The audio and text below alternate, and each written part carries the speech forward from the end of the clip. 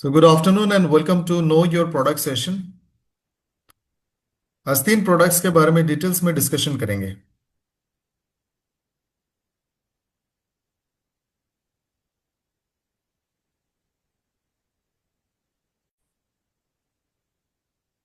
सबसे पहले जिस प्रोडक्ट के बारे में हम डिस्कस करने वाले हैं वो है लंग्स फ्यूल।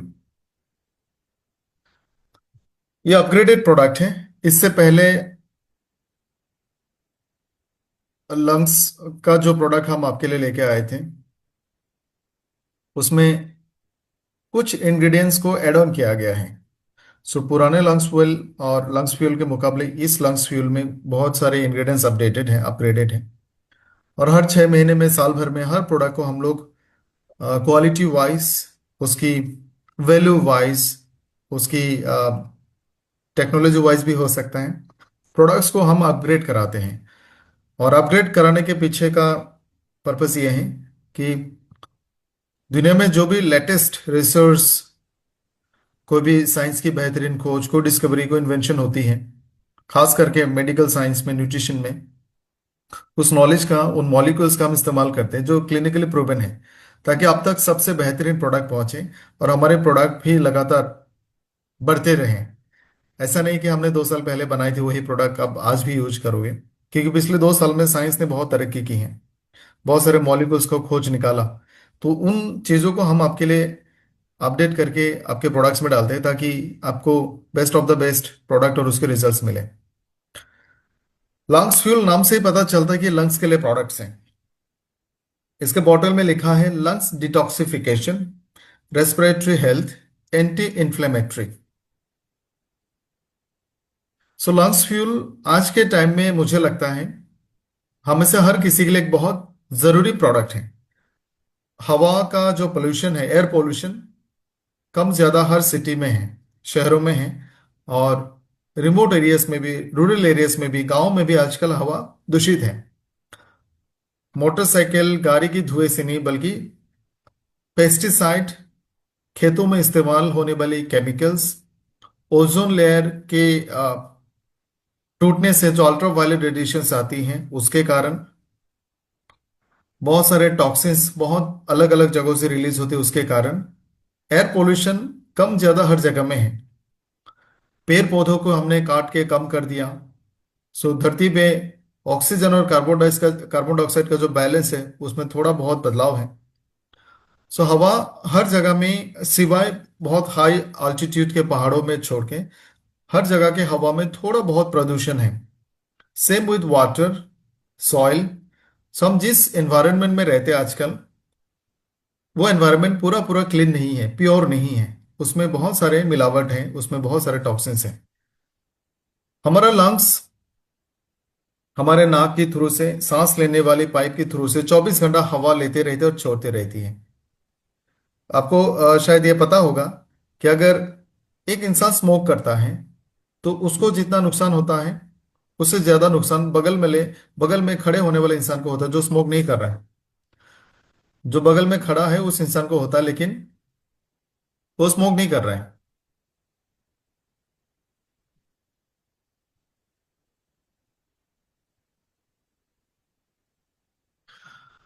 सो लंग्स को 24 आवर्स हवा अंदर लेना पड़ता है और उस हवा में से ऑक्सीजन को ब्लड तक पहुंचाना, ब्लड से कार्बन डाइऑक्साइड को लेके फिर हवा में छोड़ना, यह लंग्स का कॉन्टिन्यूअस काम है।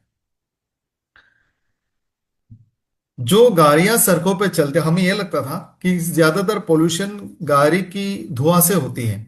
यह पूरा सच नहीं है। गाड़ियां जब सड़कों पे चलती, उसका जो टायर है वो जब घिसती है, वो पेट्रोलियम प्रोडक्ट है, रबर है उसमें, वो जब घिसती है, उस घिसने का कारण उसमें से केमिकल रिलीज होती है और वो बहुत माइक्रो पार्टिकल्स, बहुत छोटा छोटा पार्टिकल्स में होता है, वो हवा में फैल जाते हैं। वो भी हमारी लंग्स के लिए बहुत खतरनाक है। अगरबत्ती के धुएं से लेकर, मॉस्किटो रिपेलेंट से लेकर, किसी भी तरह का धुएं धुआं हो, वो हमारी लंग्स तक पहुंचती है। तो हमारी लंग्स में 24 घंटा जो हवा पहुंचती है, उस हवा के थ्रू से बहुत सारे टॉक्सिन, हार्मफुल केमिकल्स हमारे बॉडी में पहुंच जाती है। स्मोकर्स, आप जो फोटो में लंग्स देख रहे हैं, दो बहुत ही खूबसूरत सा पिंक कलर के लंग्स हैं। जो स्मोकर्स लंग है वो डार्क कलर का होता है, और उसके अंदर में छोटे छोटे जो बैलून्स होते हैं। मैं आपको थोड़ा सा एक एग्जांपल के साथ दूंगा। मान लेते हैं ये आपके लंग्स के अंदर में मौजूद एक छोटा सा एल्वियोले है, उससे भी बहुत छोटा है। ये दिखने में आपको काफी बड़ा दिख रहा है। इस तरह का बहुत सारे छोटे छोटे बैलून्स दोनों फेफड़ों में होता है। बहुत सारे छोटे छोटे बैलून्स, हजारों की लाखों की संख्या में। और इन बैलून के चारों तरफ खून की नलियों का एक बहुत बड़ा जाल होता है, जाला होता है। ब्लड वेसल्स के नेटवर्क होते हैं इस तरह से चारों तरफ। ये बैलून और ये ब्लड की जो पाइप्स है वो बहुत क्लोज कनेक्टेड होता है। जो भी खून वहां से गुजरता है वो आसानी से अपने अंदर मौजूद कार्बन डाइऑक्साइड को उन बैलून में छोड़ देता है, और वो बैलून में हवा भरा होता है और वहां से ऑक्सीजन ले लेता है। स्मोकर्स का जो लंग है, उसके बैलून के अंदर में सिगरेट की धुएं का एक कोटिंग होता है, मोटा सा कोटिंग, जिसके कारण वो गैस एक्सचेंज नहीं हो पाता आसानी से। एल्वियोला तक हवा जा रहा है, उसके चारों तरफ में ब्लड के वेसल भी है, लेकिन खून की नली से कार्बन डाइऑक्साइड बैलून के अंदर तक, और बैलून के अंदर से ऑक्सीजन खून तक नहीं पहुंच पा रहे क्योंकि उसके अंदर में कोटिंग हो गया। इसके कारण स्मोकर्स को थकान होती है क्योंकि ऑक्सीजन नहीं मिल रही है। न्यूमोनिया जैसे बीमारियों में भी सिमिलर चीजें होती हैं। वायरस घुस जाने के कारण उन बलून्स के अंदर में वायरस इन्फ्लेम कर देती है, जिसके कारण गैसेस एक्सचेंज नहीं होती है। पोल्यूशन से भी होता है। बहुत सारे इंडस्ट्री में काम करने वाले लोग, जहां पे बहुत सारे धुएं और पार्टिकल्स होते हैं, जैसे खास करके एस्बेस्टस बनाने वाले जो कारखाना होता है, उन कारखाना सीमेंट के फैक्ट्रीज में बहुत सारे धुएं, बहुत सारे पार्टिकल, धूल सांस के अंदर में लंग्स तक पहुंच जाती है, और वो जो बैलून है उसको अंदर में कोटिंग कर देती है। तो ये जो सिचुएशन है ये आज के टाइम में आम लोगों के लंग्स में भी देखा जाता है। कोविड के बाद से कहा जाता है कि लंग्स की जो कैपेसिटी है वो थोड़ी सी कम हो गई है। सो लंग्स फ्यूल आज के टाइम में हम में से हर किसी के लिए एक बहुत ही रेलेवेंट प्रोडक्ट है। जो खास करके शहर में रहता हो, आपका हवा पानी अगर दूषित हो, आप स्मोक करते हैं, आपको कोई ना कोई बीमारी है, ऐसे में ये बहुत जरूरी प्रोडक्ट है। सो ये डिटॉक्सिफाई करने में मदद करेगा। अब लंग्स की पोल्यूशन, लंग्स की टॉक्सिसिटी दो तरह से हो सकता है। एक बाहर से होता है, अपने हवा में जो भी कंज्यूम किए होंगे उससे हो सकता है। एक होता है आपके खाने पीने में जो भी टॉक्सिन्स बॉडी में गया होगा वो ब्लड से सर्कुलेट होता है, वो भी लंग्स में एब्जॉर्ब हो सकती है। एक बहुत खतरनाक बीमारी जिसका नाम है ट्यूबरकुलोसिस, टीबी, उसमें भी दोनों लंग्स में बैक्टीरिया भर जाते हैं, जो पल्मोनरी टीबी है, और लंग्स ठीक से काम नहीं करती। सो लंग्स को डिटॉक्सिफाई करने में लंग्स फ्यूल आपको हेल्प करती है। आपकी पूरी सांस लेने का जो प्रोसेस है, मैकेनिज्म है, उसको बेहतर बनाती है, और ये एंटी इन्फ्लेमेटरी है। इसके इंग्रेडिएंट्स के बारे में डिटेल में जानते हैं। तुलसी, स्टिंगनिंग नेटल और अदरक डाला गया है इसमें। हम सबको पता है कि बचपन में हमें सांस की बीमारी में, खांसी में, सर्दी जुकाम में, बुखारों में तुलसी का रस में शहद, अदरक का रस मिला के दिया जाता था। और आयुर्वेदिक कॉफ सिरप भी सिमिलर फॉर्मूले से ही बनती है। बहुत सारे एलोपैथ के कॉफ सिरप में भी तुलसी डाला जाता है। तुलसी अपर रेस्पिरेटरी ट्रैक को क्लीन करता है, एंटी माइक्रोबियल भी है, एंटीऑक्सीडेंट भी है। सांस लेने का जो हमारा सिस्टम है, रेस्पिरेटरी सिस्टम, उसको अच्छा रखने में तुलसी बहुत हेल्प करता है। स्टिंगिंग नेटल और जिंजर, अदरक, ये तीन इंग्रेडिएंट हमारी रेस्पिरेटरी सिस्टम को हेल्दी रखता है, इन्फेक्शन, इन्फ्लेमेशन, इस तरह की चीजों से बचाता है। इसके साथ कुरकुमिन C3, ग्रीन टी और मुलैठी ऐड किया गया है। मुलैठी के बारे में आप सभी ने कहीं ना कहीं तो सुना होगा, पढ़ा होगा कि अगर आपका सोर थ्रॉट हो, सांस लेने में दिक्कत हो रही है, गले में दर्द है, तो मुलेठी आप ले सकते हैं। सो मुलेठी, ग्रीन टी, कुरकुमिन C3, ये तीनों एंटी इन्फ्लेमेटरी और एंटी कैंसर, एंटीऑक्सीडेंट प्रॉपर्टीज देती हैं। ग्रीन टी में एंटी कैंसर प्रॉपर्टीज भी होती है। हमारा जो सांस लेने का मैकेनिज्म है ये बहुत कॉम्प्लेक्स है। इसमें एक दो चीज और हमें थोड़ा सा आपको ऐड ऑन करके बताना चाहूंगा। हमारे गले में छोटा सा दरवाजा है। दो दो दरवाजा है, और दो रास्ता है, एक ही दरवाजा है। आप मान लो कि गले में दो कमरे तक जाने के लिए रास्ता है, लेकिन दरवाजा एक ही है। वो दरवाजा अगर एक रास्ते को बंद करेगा तो दूसरा रास्ता खुल जाएगा, दूसरे रास्ते को बंद करेगा तो पहला रास्ता खुल जाएगा। इसको कहते हैं एपिग्लॉटिस। वो ढक्कन कभी कभी सांस लेने का पाइप को बंद करता है तो खाने वाला पाइप खुल जाता है, खाने के पाइप को बंद करेगा तो सांस लेने वाला पाइप खुल जाएगा। जब हम स्वॉलो करते हैं यानी आप कुछ निगलने की कोशिश कर रहे हो, वो एक ऐसा मैकेनिज्म है कि उस मैकेनिज्म में सांस लेने वाला पाइप बंद होना ही है। जो सांस लेने वाला पाइप है ट्रैकिया, वहां से आगे बढ़ के ब्रोंकस ब्रोंकियोलस, इस तरह से पूरा पाइप है। इस पाइप के अंदर छोटे छोटे बालों के जैसा स्ट्रक्चर है। कोई भी धूल मिट्टी पार्टिकल जब उस सांस लेने वाले पाइप से गुजरती होगी तो इन हेयर लाइक स्ट्रक्चर में उन हेयर लाइक स्ट्रक्चर में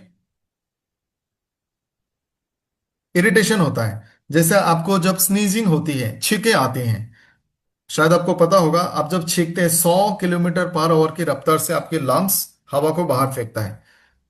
हमारे नाक में जो हेयर्स होते हैं उसमें कोई धूल या पार्टिकल अगर आता है तो वो एक प्रोसेस केमिकल स्टिमुलेशन को शुरू करती है। यानी ये पार्टिकल लंग्स तक ना जाए उससे पहले ही ब्रेन को पता चल जाए कुछ पार्टिकल घुस गया है, और छींकने की प्रोसेस को स्टार्ट करता है और वो पार्टिकल बाहर चला जाता है। सेम प्रोसेस ट्रेकिया में भी होता है। ट्रेकिया में एक और प्रोसेस होती है, जब कोई धूल मिट्टी पार्टिकल वहां पे पहुंच जाते हैं तो उसमें एक म्यूकस रिलीज होती है, जिससे खांसी में हमारे बलगम निकलती है। वही बलगम हमारी ट्रेकिया में होती है, ताकि वो पार्टिकल अंदर ना जाए बल्कि उस म्यूकस में फंसा रहे, और जब आप खांसोगे उसके साथ वो बाहर आएगा। इसी मैकेनिज्म के थ्रू से ही अस्थमा बीमारी होती है। कोई पार्टिकल आपके लंग्स में जाने वाले पाइप में चला जाता है तो उसमें म्यूकस रिलीज होती है, सांस लेने का पाइप थोड़ा सिकुड़ जाता है तो आवाजें आती हैं। सो कुर्क्यूमिन C3 ग्रीन टी मुलिची इस पूरे प्रोसेस को कम करता है। ये इन्फ्लेमेशन को कम करेगा और ब्रोंकस को थोड़ा सा डायलेट करेगा। मार्शमेलो और जिंजर, ये म्यूकस को, जैसे मैंने कहा पार्टिकल चला जाएगा उसमें म्यूकस रिलीज होती है, उसको थोड़ा सा आराम देगा और कम से कम म्यूकस रिलीज करके पार्टिकल को बाहर निकालने में मदद करेगा। आपकी रेस्पिरेटरी ट्रैक को थोड़ा सा शांत रखेगा, उसको ठंडा रखेगा। ठंडे का मतलब नॉट कूलिंग, बट इन्फ्लेमेशन नहीं होने देगा। तुलसी और ग्रीन टी इम्यून सिस्टम को अच्छा रखता है, इम्यून रिस्पॉन्सेस को बेटर करता है, ऑप्टिमाइज करता है, जिससे इन्फ्लेमेशन कम हो जाते हैं। बायोपिरिन बाकी सारे मॉलिक्यूल्स का बायो अवेलेबिलिटी को बढ़ाती है। बायो अवेलेबिलिटी का मतलब है, से आपने तुलसी, स्टिंगनिंग नेटल, जिंजर, ये सारा कुछ आपने लंग्स फिल के कैप्सूल से लिया है, और इन सब का मात्रा कैप्सूल में 200 ग्राम है, फॉर एग्जाम्पल 200 मिलीग्राम। अगर हमने इसमें बायोपिरिन नहीं डाला होता तो 200 मिलीग्राम में से हो सकता है 150 मिलीग्राम आपके ब्लड तक पहुंचे। बायोपिरिन लेने के कारण 200 में से 180 190 mg आपके ब्लड में पहुंच जाएंगे, यानी बाकी मॉलिक्यूल्स का प्रेजेंस ब्लड में बढ़ा देती है। इस प्रोडक्ट को हमने अपग्रेड किया मुलिन से, पुष्करमुल और वसाका से। अब थोड़ा सा साइंटिफिक स्टडीज जानते हैं कि मुलिन क्या करता है। कुछ शब्दों का हम यहाँ पे जिक्र करेंगे, there are some scientific words, आप लोग इसको याद रखना। पहला है ब्रोंकोडायलेशन। अब मान लो ये हमारा सांस का नली है, सांस लेने का ये पाइप है, ये इसका ओपनिंग है। जब कोई पार्टिकल हमारे सांस लेने के पाइप में घुस जाता है, जैसे पोलन, फूलों में मिलने वाली, उसको पराग या रेणु बोलते हैं, वो सांस लेने के पाइप में घुस गया, धूल मिट्टी घुस गया, कॉकरोच अगर घर पे है तब भी हो सकता है। जब ये सारे पार्टिकल्स आपके सांस लेने के पाइप में चली जाती है तो वहां में इन्फ्लेमेशन होती है, क्योंकि बॉडी को पता चलता है ये फॉरेन पार्टिकल है। उस फॉरेन पार्टिकल पे आपका इम्यून सिस्टम हमला करता है, वहां पे आपके ट्रेकिया के म्यूकस रिलीज होंगे, जिससे आपके सांस लेने का जो पाइप है वो थोड़ा सा सिकुड़ जाएगा, छोटा हो जाएगा, जिससे सांस लेने में तकलीफ होगी, और आप जब सांस लोगे एक व्हीजिंग साउंड आएगा। इसको रिवर्स करने के लिए एक दवाई दी जाती है। आप सभी ने ये दवाई का नाम तो सुना ही होगा, एस्थलिन, लिवोलिन। उसके इनहेलर भी आती है, उसमें सल्ब्यूटामॉल सल्फेट होता है, वो ब्रोंकोडायलेटर है। वो सांस लेने का पाइप को थोड़ा रिलैक्स कर देगा। जब आपकी विंग पाइप में इन्फ्लेमेशन हो और वो सिकुड़ जाए, ऐसे में जब आप सांस लेते हो वो हवा से आपका सांस लेने का पाइप और इरिटेट होता है, तो ब्रोंकोडायलेटर उसको रिलैक्स करता है और इरिटेशन और खांसी दोनों कम होती है। सो मुलिन एक ब्रोंकोडायलेटर है, यानी जो सांस लेने का पाइप सिकुड़ गई है उसको थोड़ा सा डायलेट करेगा। साथ में ये म्यूकोलाइटिक है, ये म्यूकस को बाहर निकालने में मदद करेगा। जैसे खांसी में, एलर्जी में या फिर अस्थमा में आपकी ट्रकिया में बलगम जमा होता है, सो इस बलगम को बॉडी से बाहर निकालने में हेल्प करेगा। सो म्यूकोलाइटिक भी है, ब्रोंकोडायलेटर है। सो ये म्यूलिन का जो बेनिफिट है ये अक्सर कॉफ सिरप में होती है और हम उसको खरीद के खाते हैं। सांस लेने का जो ट्रेकिया है, पाइप है, उसमें कोई भी इरिटेशन होता है जैसे ड्राई कॉफ में होता है, उसको भी कम करता है। ये एक एक्सपेक्टोरेंट है। और जितने भी मैं आपको इनका बेनिफिट्स बता रहा हूं, they are based on evidences.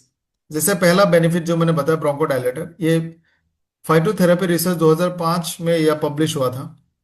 ये जो ड्राई कॉफ में काम आता है, इरिटेशन को कम करती है, ये भी मुलिन फ्लावर के एक summary of the public reference article में आया था। साथ में एक्सपेक्टोरेंट है। खांसी की जो दवाई है अलग अलग कैटेगरीज के बनते हैं। जैसे मैंने अभी कहा एस्थलिन का नाम लिया, वो ब्रोंकोडायलेटर है।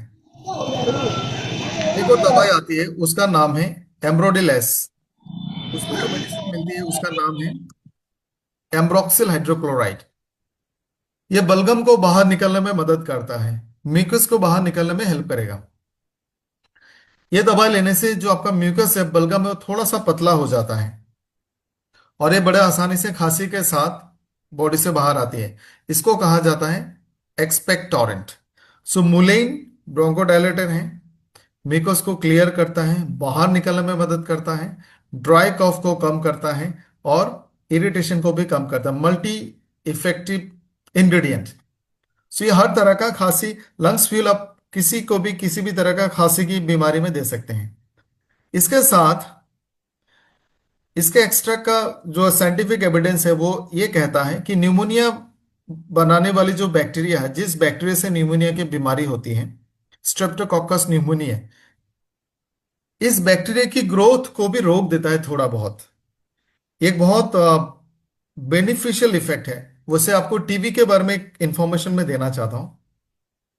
टीबी का जो बीमारी है आज के टाइम में, जो टीबी हमें होती है उसको मल्टी ड्रग रेजिस्टेंट ट्यूबरकुलोसिस कहा जाता है, एमडीआर टीबी। यानी जितनी भी टीबी की दवाएं आज तक बनी है उसमें से काफी सारे दवाएं अब इन बैक्टीरिया पे काम नहीं करती, क्योंकि लोगों ने सही तरह से इसका पूरा कोर्स कंप्लीट नहीं किया। आधा कोर्स कंप्लीट करते हैं तो वो जो बैक्टीरिया है, वो बैक्टीरिया अपने आप को इस तरह से अडॉप्ट करता है कि फिर वो आगे जाके इस दवाई से नहीं मरेगी। सो इसी को ड्रग रेजिस्टेंट या फिर मल्टी ड्रग रेजिस्टेंट टीबी कहा जाता है। सो ये इस तरह का जो टीबी का बैक्टीरिया है, drug resistant bacteria Streptococcus pneumonia, उसमें भी मुलेन के एक्स्ट्रा काम करता है और इस बैक्टीरिया की ग्रोथ एंड प्रोलिफरेशन को वो थोड़ा सा कंट्रोल करता है। तो जिनका भी डॉट्स का ट्रीटमेंट चल रहा है, आप लोगों से गुजारिश है आप उनको लंग्स फ्यूल जरूर दें। इसमें एक और चीज हमने ऐड किया, उसका नाम है पुष्कर। ये एस्थमा के जितने भी सिम्टम्स होते हैं, जैसे सांस लेने का जो रफ्तार है वो तेज हो जाना, सांस लेने में तकलीफ होना, व्हीजिंग साउंड आना, रेस्पिरेटरी का स्पीड बढ़ जाना, शॉर्ट ब्रीथ होना, ये सारे सिम्टम्स को कम करेगा। इसके साथ ये एंटी हिस्टामिनिक है। ये वर्ड भी थोड़ा सा एक्सप्लेन करना होगा। हमारे बॉडी के हर जगह में एक खास तरह का सेल पाई जाती है जिसका नाम है मास्ट सेल। आप ये मान सकते हैं कि ये mast cell specially immune response के लिए बनाई गई है। आपके बॉडी के किसी भी हिस्से में अगर चोट लगती है या फिर कोई इन्फ्लेमेशन, कोई इस तरह का केमिकल पार्टिकल वहां पे पहुंच जाती है, किसी भी तरह का डैमेज होती है, तो ये मास्ट सेल अपने अंदर से केमिकल रिलीज करती है। आप उसको हिस्टामाइन कह सकते हैं। एक तरह का केमिकल रिलीज करती है और इस केमिकल से वहां में इन्फ्लेमेशन शुरू होती है। ये हिस्टामिन अलग अलग तरह का होती है। कुछ हिस्टामिन होती है जो आपको पेट में एसिड प्रोडक्शन का काम करता है। कुछ हिस्टामिन ऐसी होती है जो अगर रिलीज हो गया उस जगह को लाल कर देगा, वहां में स्वेलिंग होगा, वो गर्म होगा, वहां में पेन भी हो सकता है। सो एस्थमा में सांस लेने की पाइप में इस तरह का हिस्टामिन के कारण आपको इन्फ्लेमेशन होती है, सांस लेने में तकलीफ होती है। सो पुष्कर मूल इस हिस्टामिन की प्रोडक्शन को थोड़ा सा रोक देता है, इसलिए इसको एंटी हिस्टामिनिक कहा जाता है। आप जो सेट्रिजिन का टैबलेट लेते हैं वो इसी मैकेनिज्म से काम करता है। एसिलॉक का टेबलेट आप लेते हैं, रेनिटिडिन, वो पेट में हिस्टामिन की प्रोडक्शन को रोक के एसिड की प्रोडक्शन को रोक देती है। सो पुष्कर मूल एक बहुत ही इफेक्टिव एंटी एस्मेटिक मेडिसिन जैसा काम करेगा। ये मास्ट सेल को स्टेबलाइज करेगा, इसको हिस्टामिन रिलीज करने नहीं देगा, और आपको इन्फ्लेमेशन को कम कर देगा। इसके अलावा ये ब्रोंकोडायलेशन का काम भी करता है। सो पुष्कर मूल का डायरेक्ट बेनिफिट एस्थमेटिक पेशेंट को मिलेगा, हिस्टामिन रिलीज बंद हो जाएगा और ब्रोंकोडायलेशन। इसके साथ इसमें वसा का भी डाला गया है। वसा का एंटीटशिव है, यानी खांसी का जो फीलिंग्स होती है उसको बंद कर देगा। बहुत बार आपको ऐसा भी खांसी होता है कि आप इसको रोक नहीं सकते हैं, ये चलते जाता है चलते जाता है, 1 मिनट 1.5 मिनट तक होता है, 2 मिनट तक भी हो सकता है। सो खांसी को रोक देगा, इसलिए इसको एंटीटसिव कहा जाता है। इसके साथ साथ ये थोड़ा बहुत ब्रोंकोडायलेशन का काम भी करेगा। एक और कॉफ सिरप आता है जिसका नाम है ब्रोमोहेक्सिन, वो खांसी को रोक देता है, खांसी होने नहीं देता। सो वासा का उसके जैसा ही काम करता है। वासा का हो, मुलेन हो, पुष्कर मूल हो, ये सारे प्लांट एक्सट्रैक्ट्स हैं और बहुत वाइडली आयुर्वेदिक मेडिसिन में कॉफ सिरप में यूज होती हैं। वसाका में दो मेडिसिन या फिर दो एल्कलॉइड मिलती है जिसका नाम है वेसिसिन एंड वेसिसिनॉन। ये ब्रोंकोडायलेशन का काम करता है, ये एंटीटसिव और एक्सपेक्टोरेंट है। यानी आपको तीनों न्यू अपग्रेडेड मॉलिक्यूल से आपको बहुत अलग अलग तरह का एंटी कॉफ एंटी एस्मेटिक बेनिफिट्स मिलेंगे। इसका डोजेस है 1 से 2 कैप्सूल, दिन में 2 बार या 3 बार आप ले सकते हैं। एक और प्रोडक्ट के बारे में हम बात करेंगे, प्रो वाइटलाइजर H12। बहुत बार इस प्रोडक्ट को हम मिसअंडरस्टूड करते हैं, हमें लगता है ये एक रिप्रोडक्टिव हेल्पिंग प्रोडक्ट नहीं है। एक इंसान का जो डेली का एक्टिविटी होता है, चलना फिरना, उठना बैठना, काम करना, मूवमेंट करना, फिजिकल एक्टिविटी होना, मेंटल एक्टिविटी होना, सुबह 8 या 9 बजे से लेकर शाम को 7-8 बजे तक आप बहुत ही एक्टिव रहते हैं, फिजिकली, मेंटली, इमोशनली, साइकोलॉजिकली। इस प्रोसेस में आपको बहुत सारा एनर्जी की जरूरत होती है, और ऐसे भी बहुत सारे न्यूट्रिशन की जरूरत होती है जो ब्लड, जो ब्रेन और बॉडी को कोऑर्डिनेट करें। आपने जो सोचा, आपको जो करना है, उस तरह से आपका बॉडी कोऑर्डिनेट करता है। एक दिन में एक फुल डे वर्किंग इंसान बहुत ज्यादा एनर्जी स्पेंड करता है और उसका एक मेजॉरिटी एनर्जी ब्रेन के द्वारा इस्तेमाल की जाती है। आप देखोगे, आप 30 के बाद ये एनर्जी आपका धीरे धीरे कम होने लगती है। इसका कारण ये नहीं है कि हमने खाना कम खाया, इसका कारण है कि 30 के बाद से हमारे एनिमन की मात्रा कम होने लगती है, सेल्स बूढ़े होने लगते हैं, मेटाबॉलिज्म स्लो होने लगती है, ब्रेन बॉडी कोऑर्डिनेशन कम होने लगती है, और बहुत सारे खास न्यूट्रिशन की मात्रा भी बॉडी में धीरे धीरे कम होने लगती है। सो प्रो वाइटलाइजर H12 एक कंप्लीट प्रोडक्ट है। आप इसको मेल टॉनिक कह सकते हैं, टॉनिक फॉर एवरीथिंग। ये वाइटेलिटी एंड स्टेमिना को बढ़ाएगा, आपके रोजमर्रे की भागदौड़ की जिंदगी में आपको एनर्जी देगा। ये टेस्टोस्टेरोन की मात्रा को भी बढ़ाएगा, muscle growth, muscle recovery, wear and tear होने से उसको रिपेयरिंग इसमें हेल्प करेगा, परफॉर्मेंस, एक्टिविटी, फिजिकल परफॉर्मेंस को बढ़ाएगा, और आपकी ब्रेन फंक्शन और मूड को इनहेंस करेगा। सो प्रो वाइटलाइजर H12 सिर्फ एक मेल रिप्रोडक्टिव प्रोडक्ट नहीं है, इससे कंप्लीट मेल टॉनिक। इसका मतलब ये नहीं कि फीमेल्स गलती से भी इसको नहीं खा सकते, खा सकते हैं। सिर्फ उनमें टेस्टोस्टेरोन की मात्रा नहीं बढ़ सकती, बाकी उनको फिजिकल मेंटल बेनिफिट जरूर मिलेंगे, लेकिन उनके लिए हमने अलग से स्पेशल प्रोडक्ट बनाए हैं। प्रो वाइटलाइजर H12 में हमने कोर्डिसेप्स डाले हैं, अश्वगंधा, शिलाजित, योहिम्बे। ये वही कोर्डिसेप है जो हमने कोर्डिसेप कोर्डिसिप कॉफी में भी डाला है। एक खास तरह का मशरूम है जो सदियों से इस्तेमाल होती आ रही है, ट्रेडिशनली लोगों ने इसको खाने में रखा, और इससे लोगों के ऑक्सीजन की मात्रा, स्टेमिना, एनर्जी, बॉडी की फंक्शनलिटी, एंटी एजिंग प्रॉपर्टीज पाया गया है। सो कोर्डिसेप, अश्वगंधा, शिलाजित, योहिम्बे, ये ब्रेन बॉडी की कोऑर्डिनेशन, बॉडी की ग्रोथ, ओर एंड टियर को रिपेयर करना, मसल मास को बढ़ाना, muscle growth and recovery, physical stamina, activity के लिए आपको एनर्जी देना, ये सारा फंक्शन को बढ़ाती है।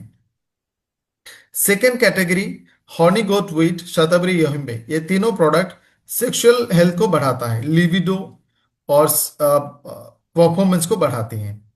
पाइन बार्क एक्सट्रैक्ट ये सर्कुलेटरी सिस्टम को इन्हांस करती है, बॉडी में ब्लड सर्कुलेशन बढ़ जाएगी, जिससे आपका ब्रेन, आपके बॉडी, आपके सारे ऑर्गन्स ज्यादा अच्छा काम करेगा। शतावरी और अश्वगंधा हार्मोन को बैलेंस करेगा। अश्वगंधा ब्रेन और बॉडी का कोऑर्डिनेशन, मसल की growth and development, over and tear का रिपेयर करना। उसके साथ में अगर आपकी मसल मास कमजोर हो गया है, मसल कम हो गया है, उसको बिल्ड होने में मदद करना। ब्रेन के फंक्शन, मूड, स्ट्रेस को कम करना, इन सारे फंक्शंस को बढ़ाता है। पाइन बार्क हॉर्नी गोट इरेक्टल डिस्फंक्शन जो मेल में होता है उसको कम कर सकता है। पिपरिन एंटी इंफ्लेमेटरी है, और ये साथ में बाकी इंग्रेडिएंट्स का अवेलेबिलिटी बढ़ा देती है। इसको हमने इनहेंस किया है, अपग्रेड किया है टेस्टोफेन, कॉच बीच, गोखरू और कोरियन रेड जिनसेंग। इन सारे मॉलिक्यूल्स का एक बार साइंटिफिक एविडेंस देख लेते हैं। टेस्टोफेन ये पेटेंटेड है, ट्रेडमार्क वाला भी है, ये फेनुग्रीक है। आपको फेनुग्रीक बड़े आसानी से कहीं भी मिल सकती है। फेनुग्रीक में जो एक्टिव मेडिसिनल कंपाउंड पाई जाती है उसका नाम है फेनुसाइड। आमतौर पे कोई भी फेनुग्रीक में आपको 15-20-25% फेनुसाइड मिलती है, एक तरह का ग्लाइकोसाइड है। लेकिन हमने सिर्फ एक पर्टिकुलर फार्म के द्वारा बनाया हुआ फेनुग्रीक लेते हैं, और उन्होंने इसका नाम रखा टेस्टोफेन, क्योंकि जब तक वहां में फेनुसाइड की मात्रा 50% नहीं होगा तब तक वो अपने स्टैंडर्ड के हिसाब से इसको प्रमोट नहीं करते। लाइक अश्वगंधा जहां पे उथिनोलाइट 5% होता है, सो टेस्टोफेन में भी फिनोसाइड की मात्रा मिनिमम 50% होता है। इससे कम में वो लोग इसको मार्केट नहीं करते, यानी मार्केट के कंपैरिजन में आपका टेस्टोफेन में फेनोसाइड की मात्रा कम से कम 5-6 गुना ज्यादा होती है, इसलिए इसका बेनिफिट भी आपको ज्यादा मिलेंगे। सो टेस्टोफेन में मिलने वाली फेनोसाइड टेस्टोस्टेरोन की मात्रा को बढ़ाएगा, मसल स्ट्रेंथ को बढ़ाएगा और सेक्सुअल फंक्शन को बढ़ाएगा। टेस्टोफेन का एक और साइंटिफिक एविडेंस कहते हैं, ये 2020 में पब्लिश हुआ था, एक्सरसाइज परफॉर्मेंस को बढ़ा देती है। एक्सरसाइज परफॉर्मेंस का मतलब है सरल भाषा में से आप नॉर्मल सिचुएशन में सुबह उठ के एक्सरसाइज करते हैं और आप 1 घंटा एक्सरसाइज आराम से कर पाते हैं, फिर आप थक जाते हैं। टेस्टोफेन के माध्यम से अगर आपने इसको सही तरह से इस्तेमाल किया है, सो 1 घंटे के एक्सरसाइज के जगह पर आप देर से ज्यादा घंटा एक्सरसाइज कर लोगे, फिर भी आप थकोगे नहीं। टेस्टोफेन के एक और स्टडी कहती है कि हमने काफी ये 600 mg करके पर पर्सन दिया गया था पर डे। 8 हफ्ते का ये पता चला कि उनकी बॉडी में मसल की मात्रा बढ़ गई, फैट की मात्रा कम हो गई। एक और स्टडी कहती है, वो 12 हफ्ते का स्टडी था, ये 2016 का स्टडी है, कि फेनोसाइड की या फिर टेस्टोफेन के इस्तेमाल से उनकी बॉडी में टोटल और फ्री टेस्टोस्टेरोन की मात्रा कंपैरेटिवली बहुत बढ़ गया है। फीमेल्स में एक एज आता है, स्टेज आता है जिसको हम कहते हैं मेनोपोज, यानी उनकी रिप्रोडक्टिव कैपेसिटी और फंक्शन कम हो गया, फिर खत्म हो गया। मेल में भी इस तरह का एक सिचुएशन आती है, हालांकि उनका रिप्रोडक्शन कैपेसिटी फुल्ली खत्म नहीं होता है, लेकिन वो कम हो जाती है। इसको कहते हैं एजिंग मेल सिम्टम्स, AMS। टेस्टोफेन से फॉर एग्जांपल इसका रेटिंग है, किस एज में आपकी AMS स्कोर कितना है। ये बढ़ रहा है तो आप बूढ़े हो रहे हो, ये कम हो रहा है यानी आप अभी भी जवान हैं। तो टेस्टोफेन की मात्रा से AMS के स्कोर को कम होते हुए देखा गया, यानी आप धीरे धीरे जवान हो रहे हो, आपके रिप्रोडक्टिव फंक्शंस धीरे धीरे इंप्रूव हो रही है, या फिर वो आप बुढ़ापे की तरफ नहीं जा रहे हो। एक और स्टडी में यह देखा गया है कि टेस्टोफेन से सेक्सुअल फंक्शन, चाहे अलग अलग तरीके से इसको टेस्ट किया जाता है, हर तरह से इनका सेक्सुअल फंक्शन को हमने बेहतर रहते हुए देखा है। एक और इंग्रेडिएंट जो हमने इसमें अपग्रेड किया वो है गोखरू। गोखरू को आयुर्वेदिक साइंस में बहुत सालों से एज ए रिप्रोडक्टिव टॉनिक का इस्तेमाल, रिप्रोडक्टिव मेडिसिन के हिसाब से इस्तेमाल की जा रही है। इसको एफ्रोडाइसिएक कहा जाता है, एफ्रोडाइसिएक।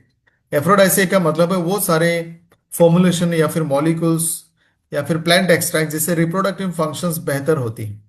सो गोखरू को हमने जब पढ़ा था, हमने अपने बुक्स में एफ्रोडाइसिया के हिसाब से पढ़ा था। सो ये बहुत सालों से इस्तेमाल हो रहे वाले एक प्रूवन मॉलिक्यूल है। और इरेक्टाइल डिस्फंक्शन, यूरिनरी ट्रैक का कोई भी सिम्टम्स हो उसको ठीक करना, इरेक्टाइल डिस्फंक्शन को ठीक करना, ये प्रूवन इसके सिम्टम्स है। रिप्रोडक्टिव फंक्शन, वाइटलिटी, विगर को बढ़ते हुए हमने देखा है। यहाँ तक ये सीमेन की क्वालिटी को भी बढ़ाती है। सो सेक्सुअल फंक्शन को इनहेंस करती है, एजिंग मेल सिम्टम्स को कम करती है। इसके अलावा कुछ टेस्ट में, कुछ स्टडीज में देखा गया है कि इरेक्टाइल डिस्फंक्शन को इंप्रूव होते हुए देखा गया है। एक कैटेगरी ऑफ पॉपुलेशन को गोखरू नहीं दिया गया, दूसरे कैटेगरी को गोखरू दिया गया।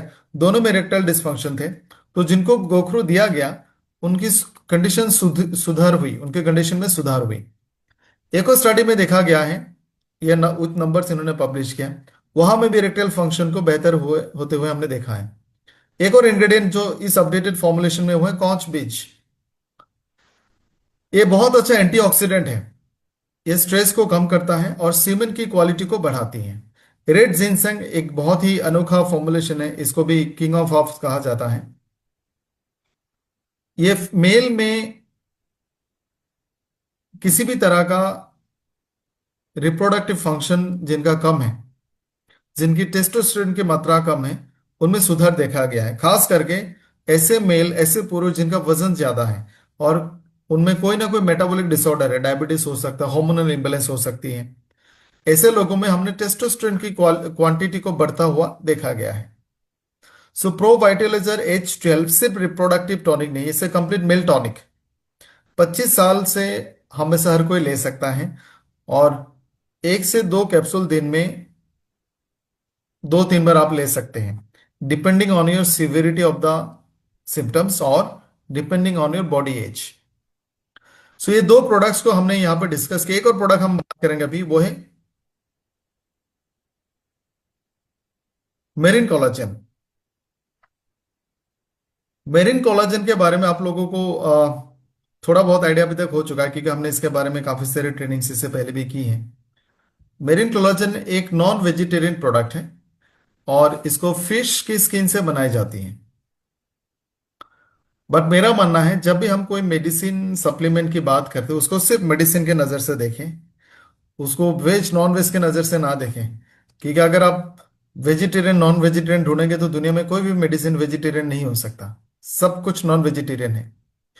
एक टैबलेट कैप्सूल बनाने में 15-20 चीज़ों का इस्तेमाल होती है, उसमें से नॉन वेजिटेरियन बहुत कुछ होता है। But this is only a medicine, इसको दवाई की नज़र से देखें। मेरिन कोलाजन बहुत इंपॉर्टेंट प्रोडक्ट है और इसके इस्तेमाल लोगों ने सेकेंड, इस पर्टिकुलरली इस प्रोडक्ट की मैं बात नहीं कर रहा हूं। मेरिन कोलाजन का मतलब है फिश का जो स्किन है, ये सेकेंड वर्ल्ड वॉर से इस्तेमाल हो रही है। सेकेंड वर्ल्ड वॉर में या फिर उस टाइम से जहां में भी जंग होते थे, लड़ाई होती थी, जहां में हमारे सिपाही इंज्योर होते थे पूरे वर्ल्ड में, उनकी स्किन डैमेज होती थी, उनके इलाज के लिए उनको दवाई दी जाती थी। लेकिन जो स्किन डैमेज हुआ है उसको रिकवर करने के लिए हमारे पास बहुत सारे ऑप्शंस नहीं थे। आप स्किन ग्राफ्टिंग नहीं कर सकते, एक जगह का स्किन डैमेज हो गया, आप दूसरी जगह से थोड़ा स्किन ले सकते हैं लेकिन बहुत सारा नहीं ले सकते। ऐसे में बहुत रिसर्च के बाद पता चला एक फिश थी तब, अभी भी है, उसका नाम है टिलापिया।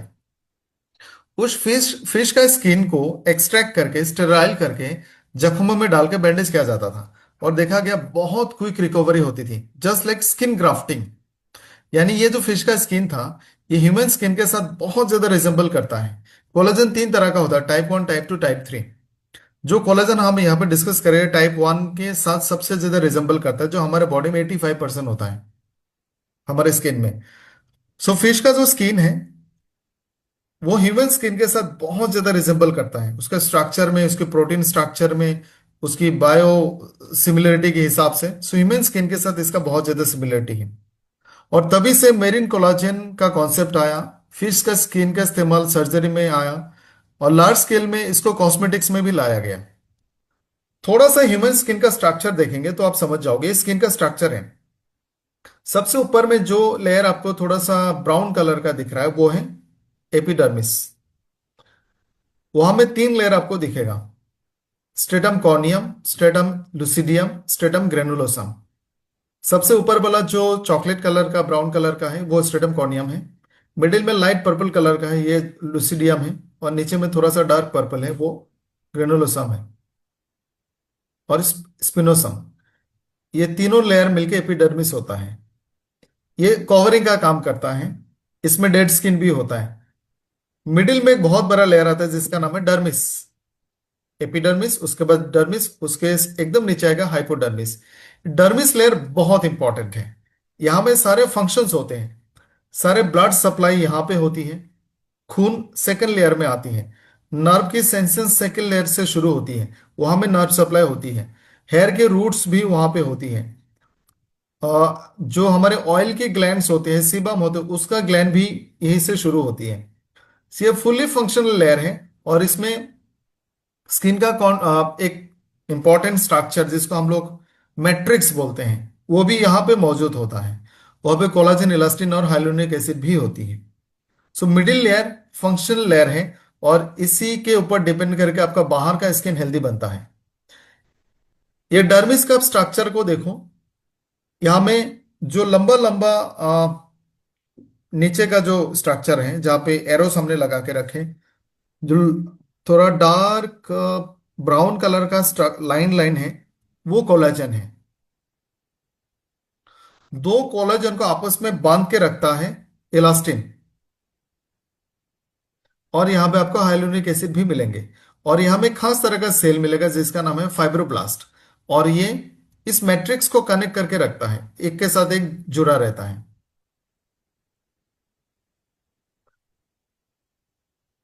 डर्मिस स्किन का 90% कवर करता है। एपिडर्मिस और हाइपोडर्मिस मिलकर सिर्फ 10%। बाकी 90% आपका जो स्किन है वो डर्मिस से बनती है, मिडिल लेयर से। और इसका सबसे बड़ा जो कंट्रीब्यूटिंग पार्ट है कोलाजन, इलास्टिन और हाइलुरोनिक एसिड। कोलाजन एक प्रोटीन है जो हमारे स्किन को शेप देती है, उसको फॉर्मिंग देती है। मान लो ये स्किन का बेस है, फाउंडेशन है, ये सीमेंट है। जो डर्मिस है वो सीमेंट है और उसके ऊपर में स्किन रहता है।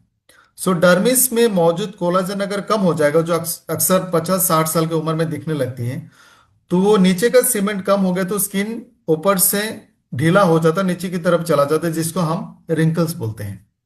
सो कोलाजन स्किन को स्ट्रांग बनाती है, स्किन को शेप देती है, इसको टाइट रखता है। हमारा स्किन टाइप 1, टाइप 2 और टाइप 3 कोलाजन से बनता है। 80% टाइप 1 कोलाजन है और बाकी 15% टाइप 3 है। फॉर्चुनेटली जो कोलाजन हम आपके लिए लेके आए हैं वो 90% टाइप 1 के साथ मैच होता है।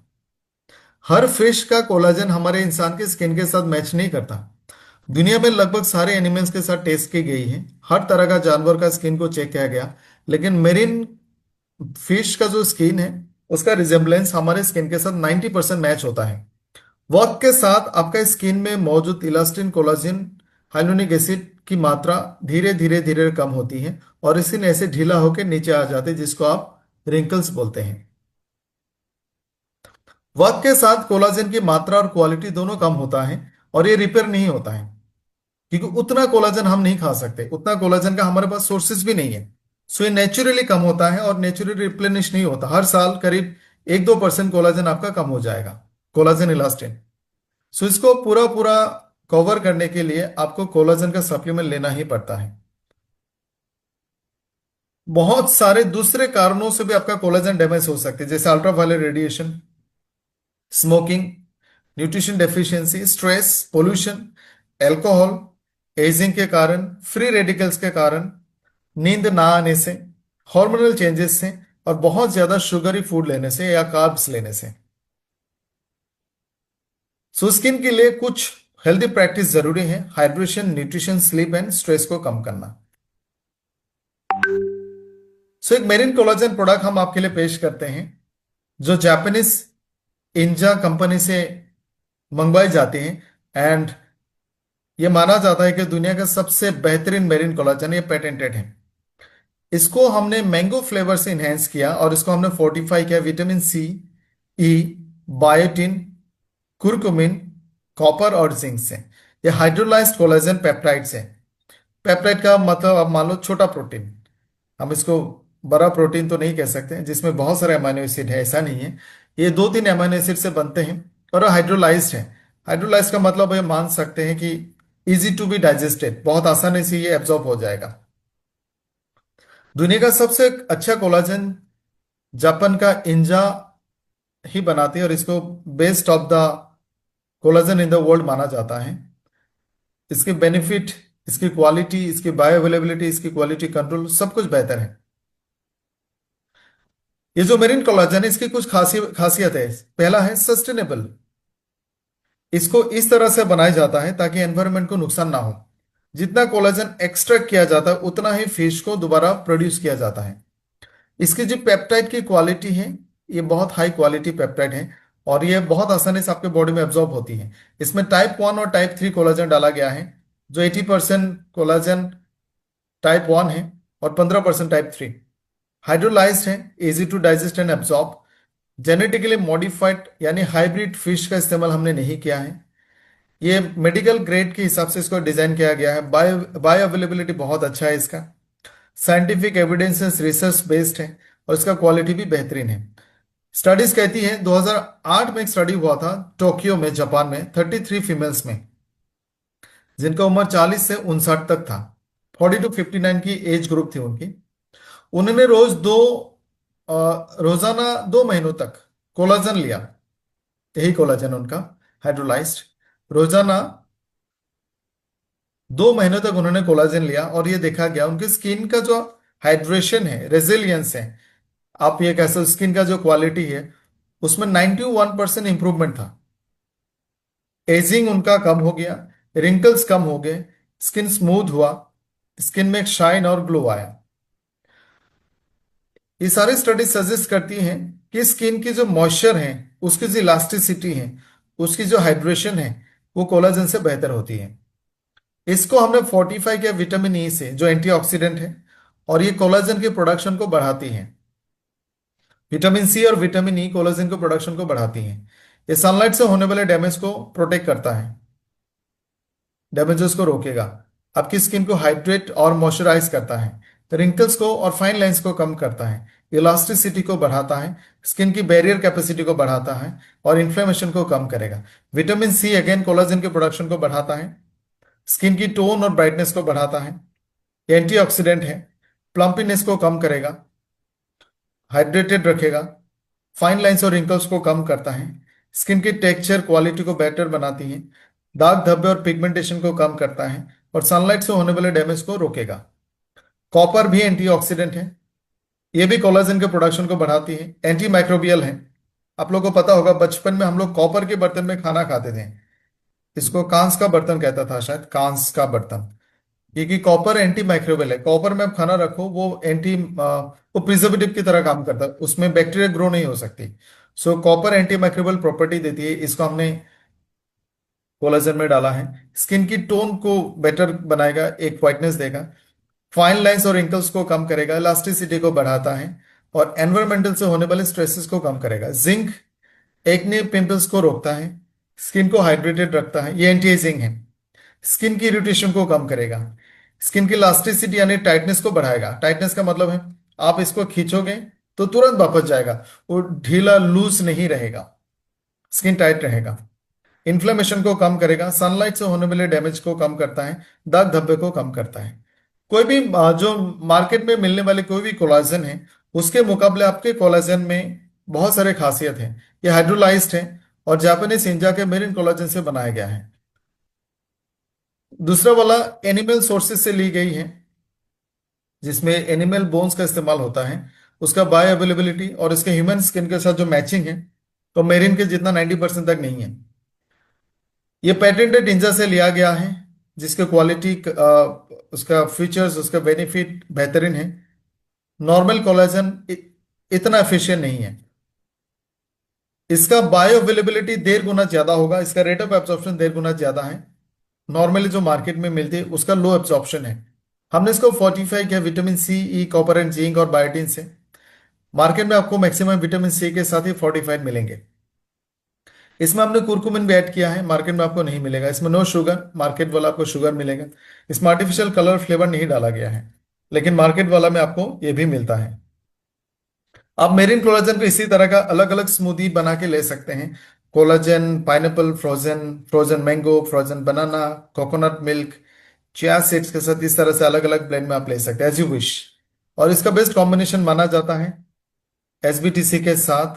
आप इसके साथ क्वाडसी के प्रोडक्ट रेंज यूज करें, एक लिवर का टॉनिक यूज करें, एलोवेरा, एबीबीटी जूस, एलो जेल, इन सारे प्रोडक्ट्स का इसके साथ बेहतरीन इस्तेमाल कर सकते हैं।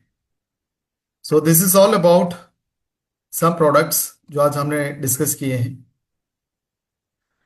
सबसे पहले हमने डिस्कस किया lungs fuel, then pro vitalizer H12 and marine collagen. Thank you so much.